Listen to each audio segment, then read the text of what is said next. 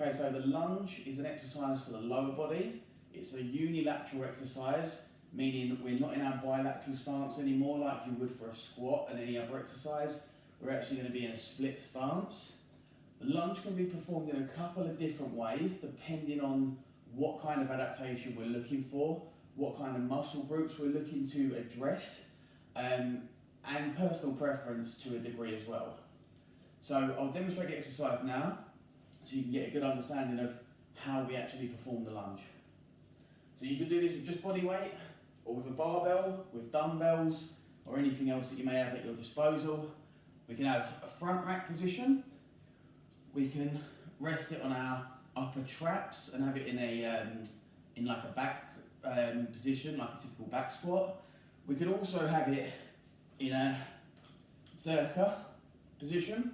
Okay, this can be quite a bit more comfortable and almost a bit more of a natural feel if you're not comfortable with having it on the front or back loading position. For this exercise, we'll do it on the back, and so the few variations that I was alluding to earlier, you can either step into the lunge, okay, by putting a foot forward and coming down, so you're loading that lead leg and then pushing back, okay.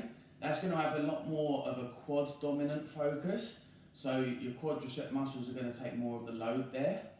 You could also start in a neutral position, bilateral, take a step back, and again load that front leg. So there we're getting a bit more of a hip dominant exercise.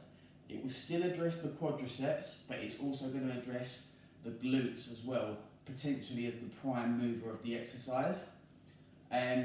We could also just stagger our stance and try to come straight down, okay, and we can load both legs in that position, both rear and front leg. So that way you're also getting an active stretch on the rear leg as well. If you think of the psoas, your hip flexor, it's going into a lengthened position here, okay, and then back up.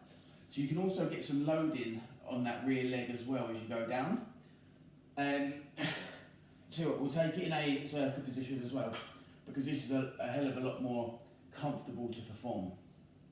So when we're doing the exercise, we're going to try and keep neutral spine, neutral torso. We don't want to be flexing and extending through the upper body, but we do want to keep our chest and our head up if we can. Okay, that's just going to allow the movement to stay upright and not collapse forward. So we can step back and then drive up through the lead leg, or we could step forward and drive back with the lead leg. So slightly different focus between the two. One is going to have more of a focus on the quadriceps, and the other is going to have more of a focus on the glutes. So they're both fantastic exercises. I would tend to go with whatever you feel more comfortable with, but both types of the lunge have great effect depending on what you're trying to achieve through the exercise essentially. So that's the lunge. Again, you can load it on your back, on your front, you could have dumbbells, you could use a zercher position, whatever you feel more comfortable with, and hopefully you can integrate that into your session.